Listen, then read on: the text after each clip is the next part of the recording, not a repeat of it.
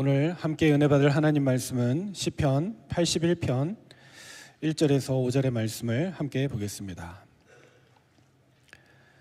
하나님 말씀 시편 81편 1절에서 5절, 제가 가진 성경으로 구약 성경 863페이지입니다. 구약 성경 863페이지 시편 81편 1절에서 5절의 말씀 한 절씩 교독하여 봅니다. 제가 먼저 보겠습니다. 우리의 능력이 되시는 하나님을 향하여 기쁘게 노래하며 야곱의 하나님을 향하여 즐거이 소리칠지어다. 실을 읊으며 소고를 치고 아름다운 수금에 비파를 아우를지어다. 초하루와 보름과 우리의 명절에 나팔을 불지어다. 이는 이스라엘의 율례요 야곱의 하나님의 규례로다.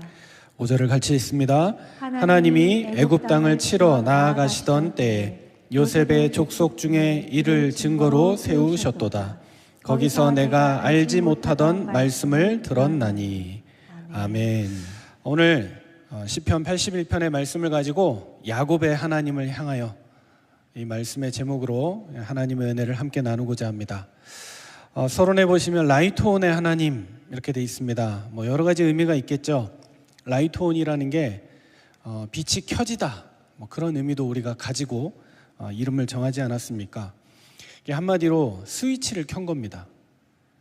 어떤 스위치입니까? 운명이 변화되고 우리에게는 이제 과거와 상처와 아픔 다 끝나고 새로운 빛 대신 주님과 함께하는 시간이 시작된 것이다. 또 하나는 뭐냐면, 이것은 사실 목사님 난 예전에도 은혜 받고 또 이전에 다니던 교회에서도 많은 걸 깨닫고 훈련 받고 지금까지 세워졌는데 그닥 새롭지도 않고 별반 다르지도 않고 굳이 라이트온의 하나님 생소합니다 라고 생각할 수도 있습니다. 그런데 여러분, 교회 안에는 새 가족이 있잖아요. 이 교회를 통해서 처음 예수를 만난 사람들, 그분들의 고백은 어떨까요? 나는 이 교회를 통해서 살아계신 하나님을 만났다, 구원받았다. 감격이 다르겠죠. 2022년 10월 23일 제가 이 교회에 처음 와서 예배를 인도하는 주일이었습니다. 그때 교회에 새 가족 한 분이 오셨어요. 외모가 우리처럼 똑같은 사람이다 보니까 잘 모르고, 또 저는 그때만 해도 여러분들 만났을 때 다 처음 보는 분들이잖아요. 잘 몰랐죠. 근데 나중에 알고 보니 그분이 새 가족이셨고 교회에 등록하고 싶다 해서 등록을 하게 되는데, 성함을 여러분 기억하실지 모르겠습니다. 진용 성도님이라고, 그때 윤석봉 장로님이 인도해 주셔가지고 목양실에 온 거예요. 왔는데 제가 뭘 물어보겠습니까? 그래서 신앙생활 어떻게 하게 됐습니까? 그러니까 아내가 아픈데 교회 가서 기도하다가 나았습니다. 그래서 그냥 교회 다닙니다. 그래서 하나님 믿습니까? 그냥 잘 모르겠고 그냥 교회 다닙니다. 예수님 어디 계십니까? 모르겠다니까요. 모르는데 그냥 교회 옵니다. 그러세요? 그러면 어떻게 해야 되겠습니까? 복음을 전했죠. 예수 그리스도를 믿고 구원받은 하나님의 자녀가 교회 다니는 겁니다. 교회 다닌다고 구원받는 게 아니고 성경이 말하는 믿음의 고백, 영적인 사실을 우리가 인정하고 마음에 믿을 때 하나님의 은혜가 임합니다. 그분이 등록을 해서 교회를 계속 출석을 하셨고 신앙생활을 했습니다. 하다가 또 안 보여요. 안 보여서 그냥 그런가 보다 했더니 이분이 이제 유학생 신분인 거예요. 어디서 오셨느냐? 여기 옆에 있는 한국학중앙연구원, 여기에 학생이고 한국말을 좀 하시길래 그런가 했더니 그게 아니고 한족이에요. 한국말 전혀 못하는데 공부를 많이 하고, 또 이전에 또 알고 보니까 용인시청의 교환 공무원으로, 원래 중국 공무원이고, 이런 얘기를 다 해도 되나요? 네. 길림성 장춘에서 오신 분인데, 이분이 교회를 출석을 하고 신앙생활을 했는데, 그분이 하신 고백이 뭐냐? 라이트온의 하나님. 왜요? 교회를 좀 안 나오실 때 저 또 와서 어느 정도 시간이 지나서 안정이 되니까 아내가 같이 와서 저 대림동에 가서 지내면서 거기 있는 교회를 다니기도 하고, 또 돌아왔을 때 바로 저희 교회로 오지 못하고 약간 좀 두려움이 있었대요. 왜냐하면 영상으로 예배를 드리고 이런 게 그때만 해도 우리가 그랬잖아요. 그게 너무 자기는 어색하고, 거기다가 한국말도 잘 못 알아듣겠는데 뭐 영어까지 나오니까 혼란스럽고, 그래서 이 주변에 큰 교회를 갔었대요. 근데 거기 가니까 거기는 목사님이 예배를 인도하는데도 더 혼란스럽더래요. 그래서 이게 뭐죠? 혼란스럽고 뭐 취향을 찾는 게 아니라 이게 영적인 거잖아요. 복음은 영적인 거잖아요. 우리 기도하는 사람들이잖아요. 그분이 그리고 나서 다시 교회를 왔는데, 와서 보니까 교회가 많이 바뀌어 있더래요. 예배 분위기라든지 여러 가지가 많이 바뀌어서 뭐라고 얘기하죠? 너무 좋다는 거예요, 자기는. 근데 이분이 특징이 뭐냐? 예배를 드리고 나면 식사를 안 하고 가세요.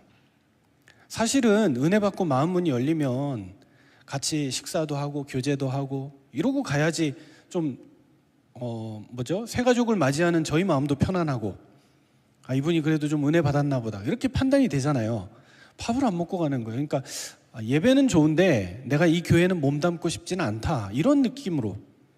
그래서 이제 중직자분들이 좀 걱정도 하시고 그런다 했는데, 얼마 전에 이분이 만나자 그래가지고 만나서 대화를 했는데 뭐라고 얘기하느냐, 그렇게 교회만 오면 하나님 은혜를 주시는 거예요. 그래서 자기가 한국말도 잘 안 되고 거기다가 뭐 정치학을 공부하고 있는데, 중국과 한국의 정치에 대해서 이제 해서 박사 논문을 써야 되는데, 논문 쓰는 게 쉽습니까? 한국 사람도 한국말로 논문 쓰는 게 쉽지 않은데, 중국 사람이, 외국 사람이 한국말로 논문 쓴다, 어렵죠.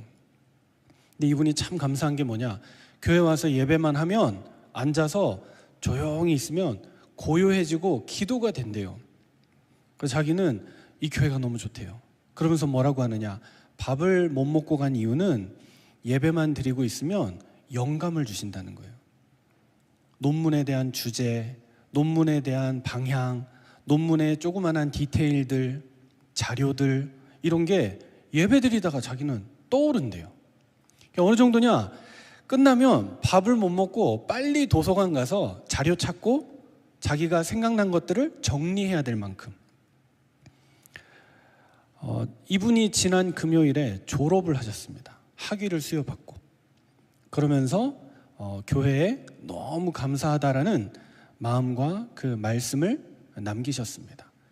그래서 이제 저희 교회 장로님 몇 분이 졸업식에 참석해서 격려도 하고 축하도 하고 너무 감사합니다. 또 뭐 본인의 학업을 성취한 것도 참 감사한 일이지만, 신앙생활이 뿌리 내리고 예수 믿게 된 것 감사합니다, 이렇게 얘기를 하는데, 뭐 그냥 딱 들어보시면 아시겠지만 다 엘리트예요.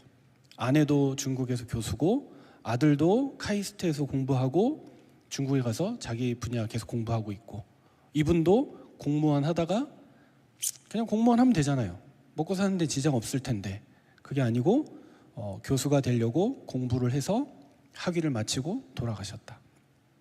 지난주 우리 말씀 같이 나눴죠. 운명이 변화된 사람.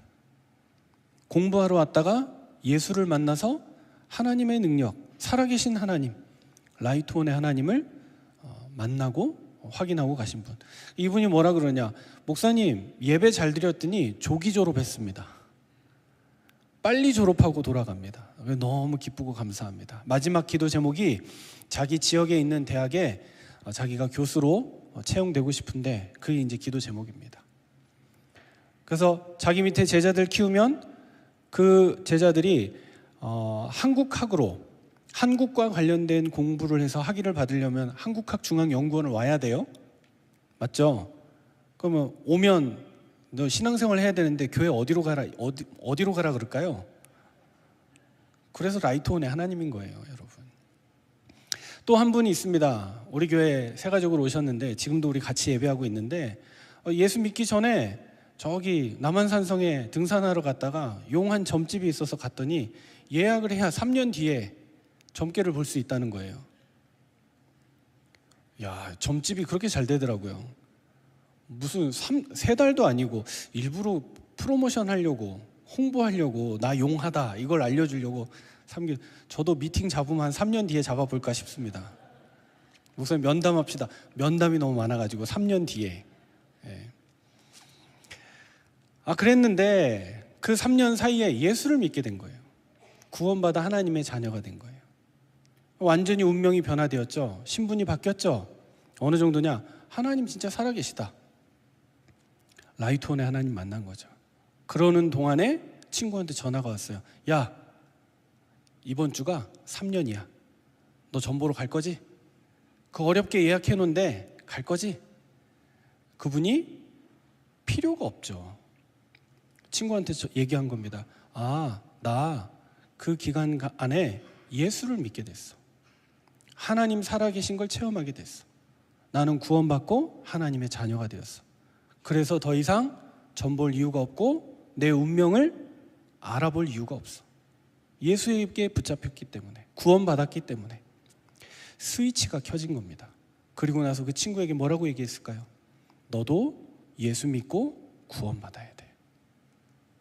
이게 뭡니까 여러분? 이게 신앙생활입니다. 예수 믿고 운명이 변화된 거. 그냥 교회 다닌다 이 정도가 아니라 교회 와서 살아계신 하나님을 만나고 내 인생에 깜깜했던 그 어둠에 스위치가 켜지고 하나님의 빛이 임하게 되는 것. 그래서 세상 사람들이 교회를 보면서 하나님이 살아계시구나. 하나님 함께 하시는구나. 여러분, 그동안에 우리가 받았던 기도의 응답들 말로 다 할 수 없습니다. 거의 우리 또 앉아있는 사람 얘기를 해야 되는데 좀 강단에서 사람 얘기 가능하면 안 하려고 하는데 우리 집사님 두 분이 지금 거의 비슷한 시기에 임신해서 이제 출산 앞두고 있죠. 그냥 그러려니 하실 거예요, 여러분들은. 근데 이 커플들이 제가 결혼할 때쯤 모여서 같이 목양실에서 주일날 1시만 되면 모여서 같이 말씀 운동을 했어요. 맞죠? 유산도 있었지만 둘이 공교롭게 비슷한 시기에 임신을 했어요. 뭐라고 생각하십니까? 저는 하나님 살아계시다고 생각합니다. 그래서 출산도 딱 한 주 사이로 누가 먼저 나오느냐 이 상황인데 저는 권유하고 있습니다. 그냥 유도분만해서 둘이 동시에 낳아라. 왜냐, 생일잔치 2번 하려면 피곤하니까 한 번에 할 수 있게. 어떻게 생각하세요, 여러분? 저는 라이트온이라고 생각합니다. 우리가 빛 대신 주님을 만나고 과거의 운명이 다 끝났습니다. 무슨 말입니까? 사람이 했습니다. 그런데 사람이 한 게 아닙니다. 살아계신 하나님께서 저와 여러분을, 우리의 교회를 인도하고 계시다. 말씀이 살아있고 예배가 살아있고 하나님이 우리에게 허락하신 기도의 제목 가지고 기도하면 반드시 응답받고 오히려 믿음이 순수하고 깨끗할수록 더 빨리 응답받고 그 은혜를 체험하는 저와 여러분 되길 바랍니다. 그래서 오늘 본문의 말씀을 통해서 야곱의 하나님을 향하여 첫 번째입니다. 야곱이 누굽니까? 운명이 변화된 사람입니다. 우리 신년을 시작하면서도 붙잡았던 말씀이죠. 야곱아 이스라엘아. 그래서 오늘 제목이 이스라엘의 하나님을 향하여 이러면 좀 부담되는데 야곱의 하나님이면 내가 야곱보다는 훨씬 낫거든요. 야곱은 진짜 천차만별, 자기 멋대로잖아요. 어느 정도입니까? 창세기 25장 23절에 보면 태어날 때부터 형의 발 뒤꿈치를 잡고 태어났어요.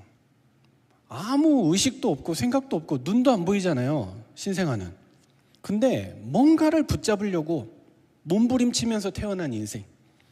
그 앞서 나가는 형, 그래 네가 형 해라, 나 동생 할게, 그리고 사이좋게 지내자, 이게 아니라 어떻게 됐든 경쟁해서 이기려고 하고 막 앞에 가는 사람 목덜미 잡아서 주저앉히려고 하고 그런 기질. 창세기 25장 23절에 두 국민이 태중에 있구나. 복중에서부터 나누어질 것이다. 큰 자가 어린 자를 섬기게 될 것이다. 이런 약속을 가지고 태어났는데 아니나 다를까 그거를 자기의 기질과 생각으로 막 이뤄가려고. 누굽니까? 야곱이요. 그래서 26절에 발 뒤꿈치를 잡고 태어난 존재입니다. 이 출생이 그렇듯이 이 사람의 기질이 뭐냐? 속이는 자였어요. 잘 아는 사건 있죠? 팥죽을 만들어가지고 배고픈 형을 꼬드겨서 장자권을 뺏어온 인간적인 방법으로 살던 사람입니다. 근데 그 사람이 변화되었습니다. 창세기 32장 24절에서 28절에 보면 야복강에서 천사와 씨름하여 이길 수 없으니까 그 환도뼈를 쳐서 주저앉히고 이 사람의 운명을 하나님 바꿔주셨어요. 더 이상 너를 야곱이라고 하지 말아라. 이제 너는 이스라엘이다. 이름이 바뀌는 순간, 정체성이 바뀌는 순간 이 사람의 운명이 끝났다는 거예요. 이전에 자기 계산과 자기 몸부림으로 자기 속임수로 살아야 됐던 그 인생이 이제 하나님께 붙들린 인생이 되었고, 하나님은 그런 야곱도 축복하여 세우셨다. 저와 여러분이 받은 축복입니다. 그래서 우리가 정체성을 분명히 해야 됩니다. 우리 한빛교회에서 라이트온 교회로 바뀌었습니다. 이사야 43장 1절에서 7절의 말씀, 야곱아 이스라엘아 둘 다 너는 내 것이다. 이전에 있었던 우리의 과거의 삶, 그것도 하나님의 것, 지금 있는 현재도 하나님의 것. 근데 사람들이 참 어리석인 게 뭐냐? 과거를 회상하고 한탄하다가 현재를 놓치고요, 현재에 집중하면서 몰입하는데 지나온 과거를 망각해버려요. 둘 다가 우리 안에 살아있어야 돼요. 그래서 우리는 하나님이 응답하시는 미래를 향해 나가는 거예요. 오늘 예배드리고 은혜 받음으로 우리는 새로운 미래를 향해 나가는 거예요. 새로운 응답을 향해 나갑니다. 이사야 43장 18절에서 19절, 이전 일을 기억하지 말라. 왜냐? 보라 내가 새 일을 행하리니. 하나님이 우리에게 원하시는 건 뭐예요? 새로운 일이에요. 새 일을 행하고 계세요. 이것을 우리의 마음속에 담고 야곱의 하나님을 향하여 하나님 앞에서는 저와 여러분 되길 바랍니다. 두 번째, 요셉이 나옵니다. 오늘 읽었던 말씀 중에 5절에 보니까 하나님이 애굽 땅을 치러 나아가시던 때에 요셉의 족속 중에 이를 증거로 세우셨다. 요셉은 누구죠? 복받고 태어난 아이인데, 복덩이 아들이었는데 이 아들이 고난을 당했습니다. 상상하지 못하는 고난, 어려움. 아들의 신분에서 노예가 돼버렸습니다. 아주 평범하다 못해 괜찮은 위치에서 저 바닥까지 떨어져 버렸습니다. 근데 그 고난이 끝이 아니었습니다. 요셉은 누구를 말하는 겁니까? 사명의 변화를 말합니다. 고난당하고 어려움 당한 것 같았지만 이 요셉을 통하여서 하나님의 역사를 이룹니다. 우리가 잘 알듯이 요셉은 꿈을 꾸었습니다. 근데 이 꿈은 세상이 말하는 꿈이 아닙니다. 세상이 말하는 꿈은 네가 목표를 정해라. 왜냐? 목표 없이 성공하는 것보다 목표를 정해놓으면 뭐라도 되어지고 그 목표대로 사람은 가게 된다. 중요하다. 목표를 정해라. 그리고 성취해라. 나쁠 거 하나도 없는 말이죠. 없는 것보다 나으니 뭐라도 정해서 좀 구체화해봐라. 우리가 흔히 하는 말입니다. 그런데 이 말의 의미가 뭐냐? 주도권이 나예요. 내가 정하고 내가 만들어가고 내가 성취하고, 이게 세상이 말하는 꿈입니다. 그래서 사람들은 뭐냐? 이거 이루면요 사람을 사람으로 안 봐요. 교만해져가지고 자기 맛대로 생각해요. 또 반대로 이거 안 되잖아요? 그러면 한없이 낙심해서 자꾸 그 공허를 메우려고 해요. 그게 꿈이에요. 내가 한 10년 노력해가지고 열심히 했는데 그거 안 됐다. 늘 그게 가슴에 한켠에 시린 것처럼 남아있더라고요. 하나님이 주신 꿈을 붙잡는 저와 여러분 되길 바랍니다. 그 꿈은 어떤 꿈이냐? 바로 출발점이 언약이에요. 그래서 꿈과 언약입니다. 이유는 하나님이 주신 꿈은 출발점이 언약인데 이유가 무엇이냐? 많은 사람을 살리기 위한 것. 우리 아이들이 모여서 이렇게 예배드리고 있잖아요. 이 아이들에게 무엇이 주어져야 되느냐? 세상이 주는 꿈이 아니라 하나님의 언약이 주어져야 돼요. 언약과 꿈이 똑같은 거예요. 그래서 우리 후대들이 여기서 예배드리는데 꿈이 몰려와야 돼요. 어떻게 몰려옵니까? 말씀을 붙잡으면 그 꿈이 몰려오게 돼 있어요. 그 꿈대로 우리의 삶이 되어지게 돼 있어요. 그래서 가장 좋은 방법이 무엇이냐? 바로 말씀을 붙잡는 것, 예배하는 것. 이 축복을 누리게 되기를 바랍니다. 그럼에도 불구하고 요셉은 배신과 고난을 당했죠. 형들이 요셉을 팔아 넘겼고 보디발의 집에 가서 노예 생활했는데 보디발의 아내가 또 요셉을 배신하고 모함을 해서 요셉이 감옥으로 가고, 감옥에 갔는데 술 맡은 관원장이 또 배신했어요. 사실상 배신이에요. 그런데 어느 정도냐? 그런 짜잔한 거에 걸리는 인생이 되면 안 돼요. 사람은 배신해요. 사람은 실망을 줘요. 하나님은 신실하세요. 그래서 우리가 낙심 안 하는 거예요. 자꾸 사람 쳐다보면 원망하죠. 하나님, 술 맡은 관원장, 저 내가 도와줬는데 어떻게 나를 잊어버릴 수 있습니까? 요셉이 그 말 한마디에 할 법하잖아요. 아니에요. 요셉은 술 맡은 관원장에게 선을 베풀었고 낙심하지 않았어요. 하나님을 향하여 끝까지 매달렸어요. 그래서 이 구절이, 요셉의 인생을 설명하는 성경의 한 구절이 시편 105편 17절에서 19절에 있습니다. 나중에 우리가 이제 보게 되겠지만, 먼저 보면요, 그가 한 사람을 앞서 보내셨으며 요셉이 종으로 팔렸도다. 그의 발은 착고를 차고 그의 몸은 쇠사슬에 매였으니, 19절에 곧 여호와의 말씀이 응할 때까지니라. 그의 말씀이 그를 단련하였도다. 우리 후대들이 예배 속에서 받아야 되는 게 뭐라고요? 언약이라고요. 말씀이라고요. 언제 꿈이 이루어져요? 말씀이 응할 때, 하나님의 말씀이 응답되어질 때. 우리 태 속에 있는 아이들을 붙잡고 엄마들이 말씀으로 태교하는 이유가 뭐예요? 그 말씀을 기도 속에서 담고 엄마가 붙잡으면 분명히 그 자녀에게 말씀이 응하는 시간표가 있다니까요. 이 일에 증인되는 저와 여러분 되길 바랍니다. 혹 시련이 오고 어려움이 옵니다. 그것은 무엇이에요? 말씀이 그를 단련하였도다. 말씀이 우리를 훈련하고 말씀이 우리를 시험으로 이끌지만 그 가운데서 건져내고 구원의 능력으로 나타나게 되는 것이죠. 그래서 요셉의 인생은 출세했다, 성공했다가 아닙니다. 구원의 성취를 이루는 겁니다. 요셉이 스스로 얘기했거든요. 창세기 50장 20절에 보면 나중에 형님들 다 모아놓고 왜 내가 이곳에 먼저 오고 우리 형님들을 건져내고 아버지를 건지고 우리 민족을 살릴 수 있었느냐? 하나님이 악을 선으로 바꾸셨습니다. 이 고백으로. 요셉이 누굽니까? 사명의 변화를 말합니다. 야곱은 누구를 말하죠? 운명의 변화요. 우리는 운명, 여기서 빠져나왔고 우리는 고난당하는 것 같은데 아니요. 그 고난이 사명을 이루는 하나님의 계획. 저와 여러분이 가지고 있는 어려움이 있고 아픔이 있고 말 못하는, 사람들에게 드러낼 수 없는 힘든 과정과 문제가 있지만 그것이 사명으로, 교회를 살리는 일로 쓰임받고 서게 된다는 그 말씀의 확신을 마음에 붙잡는 축복의 날 되기를 바랍니다. 라이트온의 하나님이요. 영적인 스위치가 켜지는 시간입니다. 세 번째입니다. 출애굽은 정체성의 변화가 있습니다.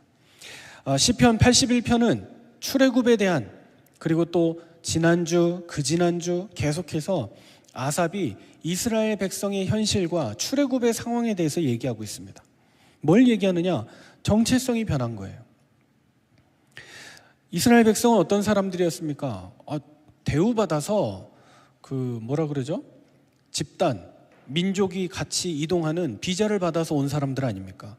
그래서 애굽의 가장 좋은 고센 땅에 정착하게 된 사람들. 근데 이 사람들이 시간 지나니까 노예가 돼버렸어요. 이유를 알지 못하는 거예요.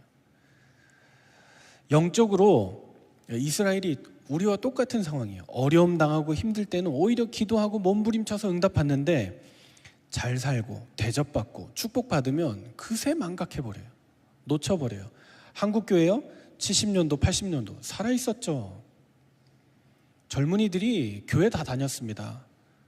그때 예수 믿는다, 그때 장로다 이러면 그 사람 사람은 진실하겠네, 사람은 신실하겠네. 사업할 때도 통했습니다. 그 전 때는 어땠느냐? 학생증 맡기고 짜장면 먹었다더라고요. 아무도 안 드셔보셨습니까?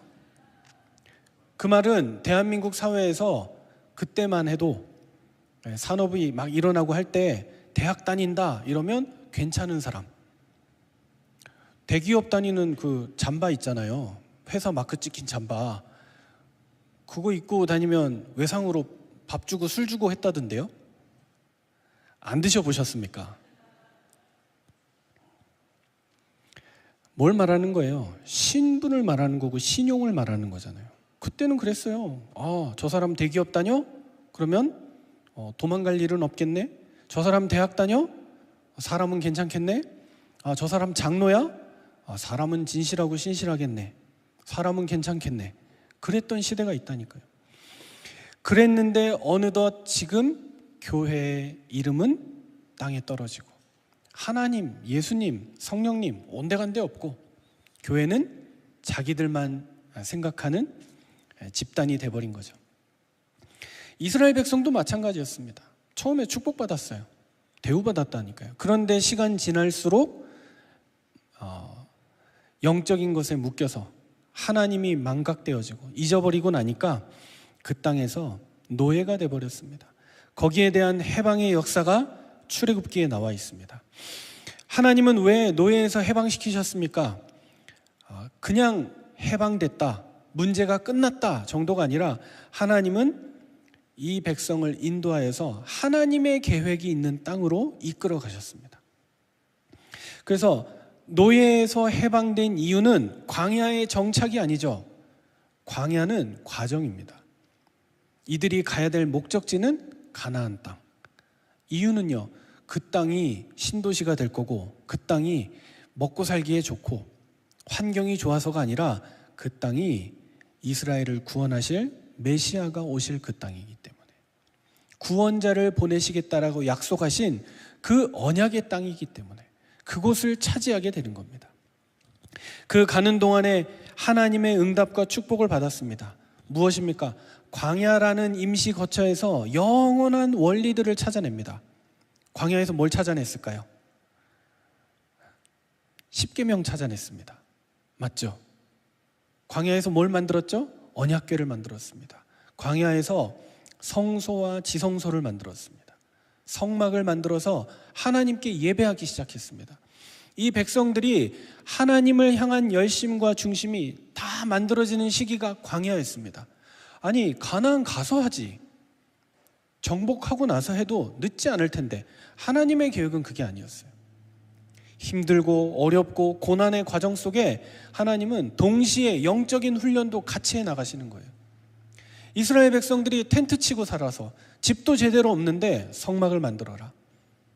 성막을 만든 다음에 너희들의 장막을 만들어라. 장막을 만들 때에는 성막 중심을 향하여 문이 열리도록. 그러니까 12지파가 4지파씩, 3지파씩 네 방향에서 섰을 거 아닙니까?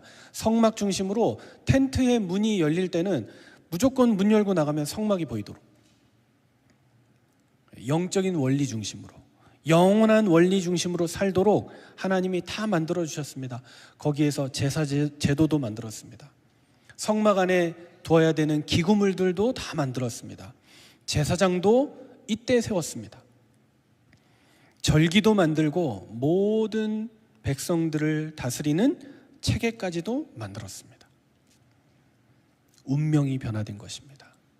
해방됐다, 이 말은 운명이 변화된 거예요. 하나님의 역사 속에서 광야길을 가는 사명이 변화됐습니다. 이제 이스라엘 백성에게는 영원한 원리와 응답이 주어졌습니다. 정체성이 변화됐습니다. 우리가 붙잡고 시작해야 될 응답이 바로 이것입니다. 그래서 저와 여러분은 말씀의 결론으로 오늘 시편 81편 우리에게 뭐라고 얘기하느냐? 기쁘게 노래하라. 왜냐? 왜 기뻐해야 되느냐? 과거는 끝났고 현재는 진행 중이며 미래는 하나님이 주실 응답의 시간표가 있기 때문에 낙심하거나 슬프거나 흔들리거나 염려하지 말고 이제 기뻐하며 노래해라.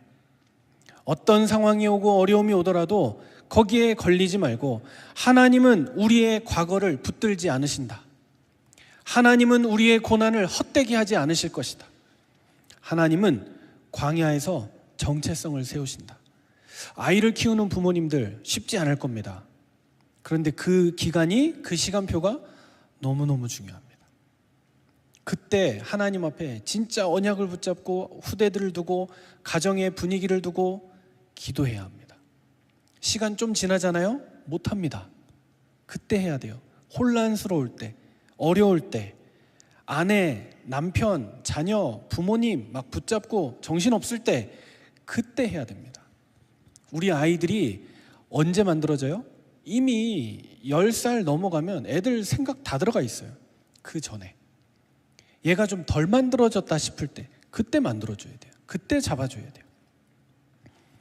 하나님은 광야에서 정체성을 세우신다는 것입니다. 그래서 오늘 시편 81편에 기쁘게 노래하라. 저와 여러분이 받은 말씀의 결론, 믿음의 결론, 신앙의 결론입니다. 지금 혹시 고난의 길을 가고 있습니까? 나는 아직도 운명이 끝난 것 같지 않습니다 라고 생각하십니까? 아닙니다. 속지 마시고 끝났습니다. 예수 그리스도 믿으면, 그 안에 있으면 누구든지 새로운 피조물이 된다 했습니다. 영접하는 자, 곧 그 이름을 믿는 자에게는 하나님의 자녀가 되는 권세를 주신다 약속하셨습니다. 이름이 바뀌었습니다. 저와 여러분은 구원받은 하나님의 자녀로. 특별히 여러분, 김광희 목사면 김광희가 먼저입니까? 목사가 먼저입니까? 김광희도 존재해야 되고 목사라는 그 직함의 사명도 존재해야 되잖아요. 뭐가 먼저입니까? 누구 장로. 그러면 그 누구가 먼저입니까? 장로가 먼저입니까? 우리 하나님 앞에서 한번 생각해 보면 김광희가 필요하고 중요하죠. 그러나 그것보다 우선되는 게 목회자 아니겠습니까? 목사. 교회를 위해서라면, 하나님을 위해서라면 목사의 직을 완성해내야 김광희도 존재하는 거겠죠. 장로도 마찬가지 아닐까요?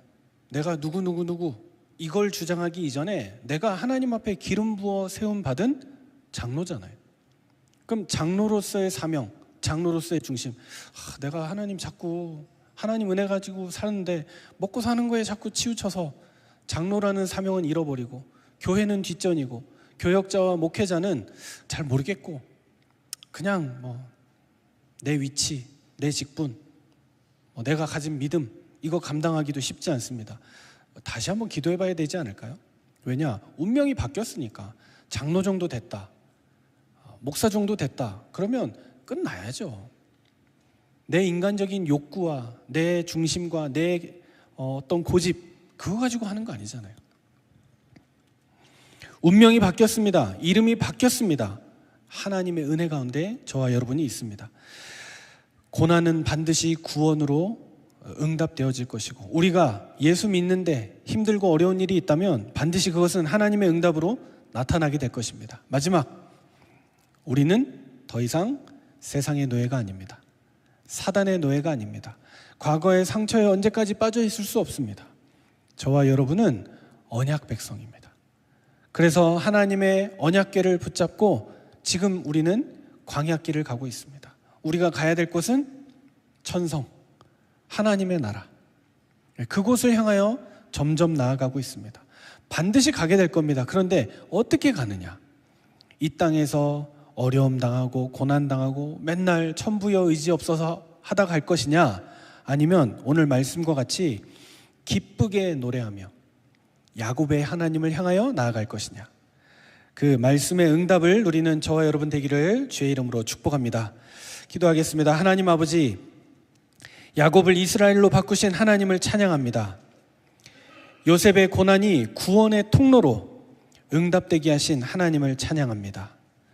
노예를 언약 백성으로 세우시고 그 일을 통하여 온 인류를 구원하실 메시아를 보내신, 그리스도를 보내신 하나님을 찬양합니다.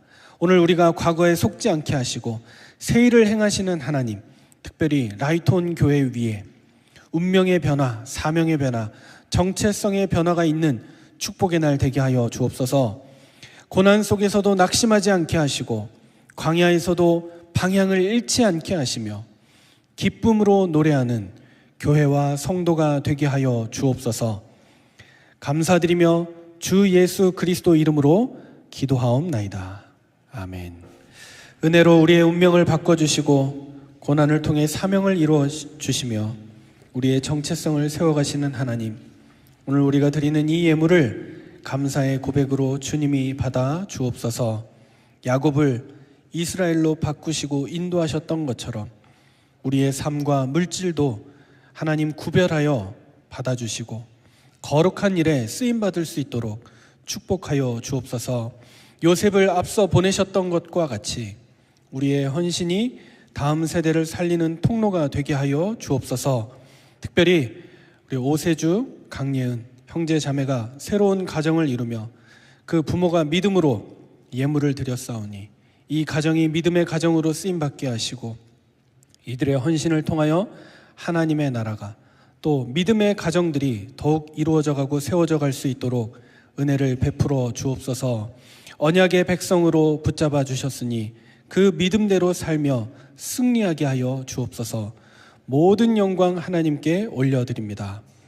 주 예수 그리스도의 은혜와 하나님의 사랑과 성령의 교통을 하심이 야곱의 하나님을 향하여 언약을 붙잡고 나아가는 모든 주의 백성들 머리 위에 이제와 영원토록 함께 있을지어다. 아멘.